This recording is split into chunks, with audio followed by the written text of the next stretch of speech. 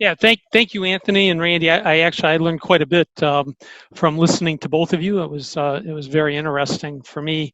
We're going to switch gears here a little bit, as Anthony said at the beginning. I'm a lawyer, and my focus certainly, and my knowledge certainly, isn't in the building science side of things, like Anthony and Randy. I'm more focused on uh, regulatory activities that are often driven by, at least we hope driven by, building science. Sometimes it's unclear whether the regulatory activities are driving building science or building science is driving regulatory activities. But you hope that good building science leads to good regulation. I can't say that's always the case, certainly in my experience at Owens Corning. With regard to HFCs, which we're talking about here, though, I think we're seeing a regulatory landscape that while disjointed, has responded to building science probably over the last 10 to 12 years, and is making some progress in helping us build buildings that have lower embodied carbon. I'm going to talk specifically about XPS, obviously, because that's what Owens Corning makes. We make our Formular products. And I'd like to sort of present this with just two simple slides. No graphs, no numbers, no pictures. This is a lawyer's presentation. We're not really good at graphs. And we can use pictures okay, but they don't really lend themselves to this topic. So I'm going to start by talking in general about sort of the current regulatory landscape in North America.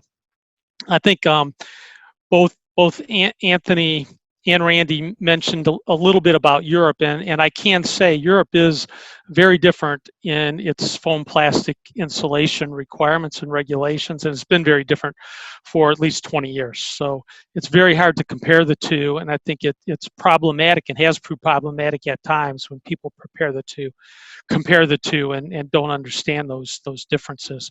What I'm talking about tonight is North America. Specifically, and the regulatory activities we've seen in North America over the past, probably 10 years, but most recently over the past 4 or 5 years. We have multiple jurisdictions regulating the future of HFC use in foams of all kinds, but XPS in particular. And the driving force there, of course, is the global warming potential of the blowing agents in the foams. And I think Anthony pointed out that blowing agents really are what drives the embodied carbon numbers related to foam. Those blowing agents have changed over the last 30 years from CFCs to the HFCs we now have, primarily driven by ozone depleting problems, ozone depleting potential, and the need to comply with the Montreal Protocol. Where we are now in the United States and Canada is using blowing agents that are made up of blends of HFCs. We no longer have CFCs, we no longer have HCFCs, we use HFC blends. And we are moving towards, very quickly, HFC blends that have much lower global warming potentials, and in fact, blends of materials that are not all HFC, some HFC, small amounts of HFC combined with HFOs that have much lower global warming potentials than the current blowing agents that are used. The current blowing agents have global warming potentials, and these are 100-year global warming potentials, Anthony, that are up above, well above 1,300. And the primary reason for that is the use of HFC 134A, which is a blowing agent that has a global warming potential of around 1,300. So what various jurisdictions throughout North America have done is regulate out the use of HFC 134A in those blowing agent blends. we have, at least right now in North America, 8 jurisdictions that have current laws and regulations in place, and another 8. I just have 7 there, but I learned about another one, Pennsylvania, actively moving their regulatory program forward, that are developing specific regulatory programs that are going to really mirror the 8 that currently exist. Common to all of these is what I would call an effective date on the prohibition of the use of basically 134A in these blowing agents. It's presented in different ways in the regulatory schemes, but when you get right down to it, what it really is a prohibition on the use of 134A. And those effective dates for most of these jurisdictions, the effective date for most of these jurisdictions is January 1st of 2021. So it's coming up very fast. And it is something that, for those of us who have been paying attention to this for quite some time, was not a surprise. And it primarily wasn't a surprise to a lot of us in North America, because Canada actually started developing their regulatory program back in 2015. And their program is the program that sort of led the way in the development of these other regulatory programs. So the way most of the programs work is you're going to have to, by 1/1/2021, use a blowing agent that has a global warming potential of under 150 for, and that would be a 100-year global warming potential of under 150. That's sort of the practical effect of the regulations that we're seeing. There are a number of differences in these rules. They are somewhat subtle. They have interesting impacts on XPS manufacturers because they basically disrupt the supply chain. And for insulation that you make well ahead of sale, the supply chain is very important. So we try to watch closely and look closely at the various sort of details in each of these regulations. They regulate the use or the sale of foam in different ways. Some of them allow the import, the export, the use, the sale, the distribution of XPS foams with old blowing agents, as long as those products were made prior to 1/1/2021. A few of them don't allow any of those possibilities after 1/1/2021. The only product that you can sell, use, import into those jurisdictions is product that's made with a new blowing agent with a global warming potential of under 150. So that the sort of the supply chain issues are something that has to be managed, as well as the manufacturing side of this. You can see on this slide, I just sort of laid out where we currently are. In Canada, as of 1/1/2021, you can no longer import new product or manufacture new product that contains our current existing blowing agent. In other words, contains blowing agent that has HFC 134A in the blend. So in Canada, you can still sell, use, distribute product that's manufactured before that date with the old blowing agent, but you can no longer import or manufacture product with the old blowing agent after that date. The idea there being to smooth out that supply chain, and eventually, of course, probably through the first 6 months of next year, the old product will disappear and the new products will be replaced or will replace those old products. Quebec is a little bit of a difference there. Quebec did draw a line recently and you no longer can import, use, or distribute or sell a product with old blowing agent after July 1st, 2021. So that's a regulatory prohibition. Probably just reflects the practical side of this, because I think the supply chain will probably wear down, and you won't have much old product left in Quebec at that point in time anyway. In the United States, we've got a totally different animal, and it's really quite confusing and challenging for anyone that makes XPS in the U.S. and sells XPS in the U.S. We've got right now 6 states: California, Hawaii, New Jersey, New York, Vermont, and Washington, that all have prohibitions on the import and sale and use of a blend of foam, XPS foam with the old blowing agent after 1/1/2021. Only one of those states, that's New York, prohibits the use, sale, distribution of those products after that date. So New York's going to have to run their supply chain down before the end of this year, which does create some manufacturing challenges for us, which we're prepared to handle.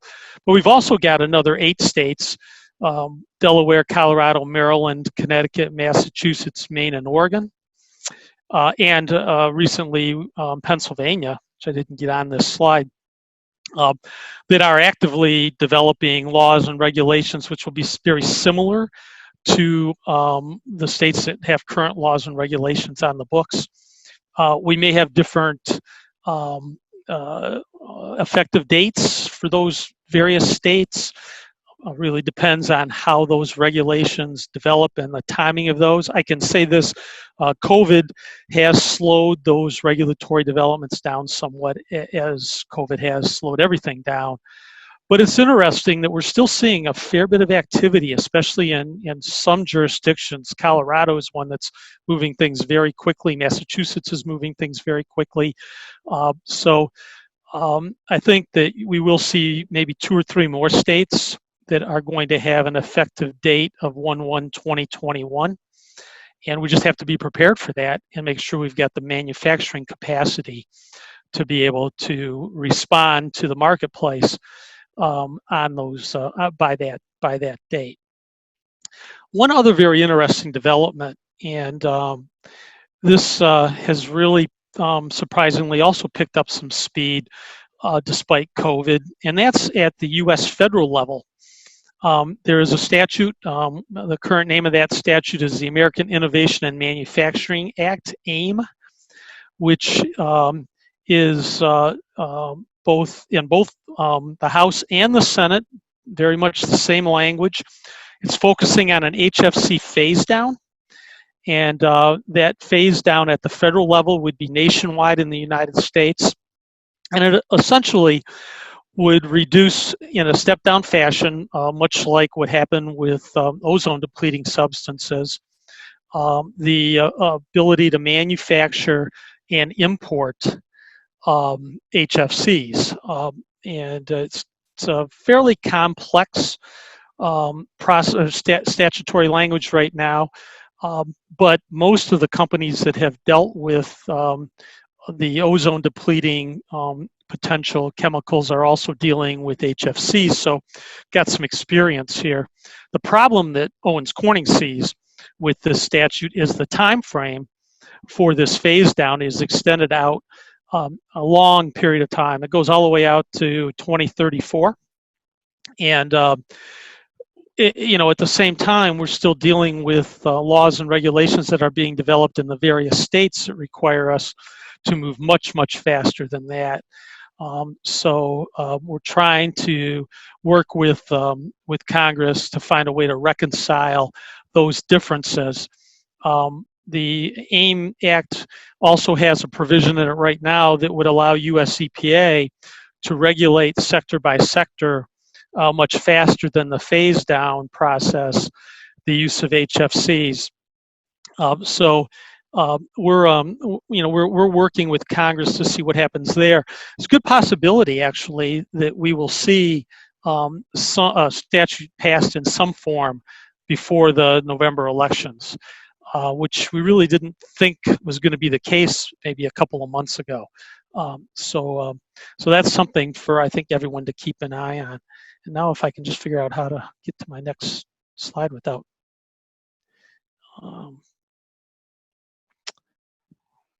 it disappearing. Let's see here. There we go. I can talk a little bit about how Owens Corning has reacted to the regulatory pressures that we face, and what our goals and objectives are. We've been involved in manufacturing XPS foam since the early 1990s. And so we've had familiarity with the whole course of changes in blowing agents, much like the spray foam industry has. And we'll hear about that in a minute. In 2011, we were required to switch from HFCs to HCFCs to HFCs by a rule that was passed by the U.S. Environmental Protection Agency under Title VI of the Clean Air Act. And back in 2011, that so-called SNAP rule declared that HFCs, including HFC 134A, were acceptable substitutes for HCFCs. HCFCs are ozone-depleting substances. HFCs are not. And so it achieved that purpose, and it enabled the United States to move a long way towards meeting the goals of the Montreal Protocol for ozone depletion. In 2015, US EPA attempted to use that same SNAP rule process to require the replacement of HFCs with certain alternatives. And one of those alternatives was HFOs, but there are some other alternatives as well. And at the time, Canada was moving in the same direction. And US EPA and Canada at the time were able to actually coordinate, which was quite remarkable. And I can say industry was involved in this as well. We were also in favor of coordinating US EPA and Canada. And through that process, the prohibition date that we see now, or the effective date for the HFC regulations of 1/1/21 was identified. And I think at that time we were all confident that we would be able to develop alternatives to HFCs by the time we were required to change. This would have been a nationwide rule in the US, just like in Canada, and we would have essentially eliminated HFC 134A from use in foams. That regulation was challenged in the courts in the US and essentially vacated, overturned back at the beginning of 2017. What that did was start to generate attention at the state level, because there seemed to be very little opportunity for a nationwide regulatory program at that time. And of course, Canada was moving forward with their regulations.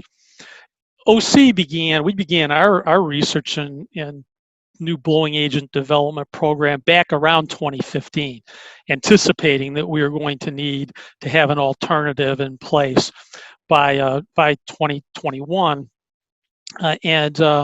Actually, we're pretty successful over time in being able to come up with an alternative that works for 2021. So we're ready with an alternative, and we're essentially getting ready for deploying that alternative, making the necessary capital changes in a couple of our plants, and preparing to manufacture our foams with a new blowing agent blend that has a global warming potential of under 100. And the challenge we have, again, is a supply chain and market challenge. Because we don't have a nationwide requirement in the U.S., we're competing in a marketplace where the majority of the states allow continued use of foam manufactured with a blowing agent that contains HFC 134A. Of course, as so often happens, that's a more economical solution. And to the extent that builders want to reduce the cost of their buildings, they're going to go with the more economical option. That said, we're still working on developing a new product, a new class of products that's driving that global warming potential down to zero. And what we're hoping to see over time is either a change at the federal government level in the U.S., where perhaps through the AIM Act, we can achieve a consistent regulatory climate in both the U.S. and Canada that requires the use of low global warming potential products, or perhaps the market can drive this. And certainly we're seeing more and more market-driven interest in buildings that have lower embodied carbon. And we think that our products will provide a real advantage in that direction. Capital investment and increased production costs remain a challenge for us, but again, we're working on conversion right now. So there are available alternatives when it comes to the embodied carbon in XPS and as in some other foams as well.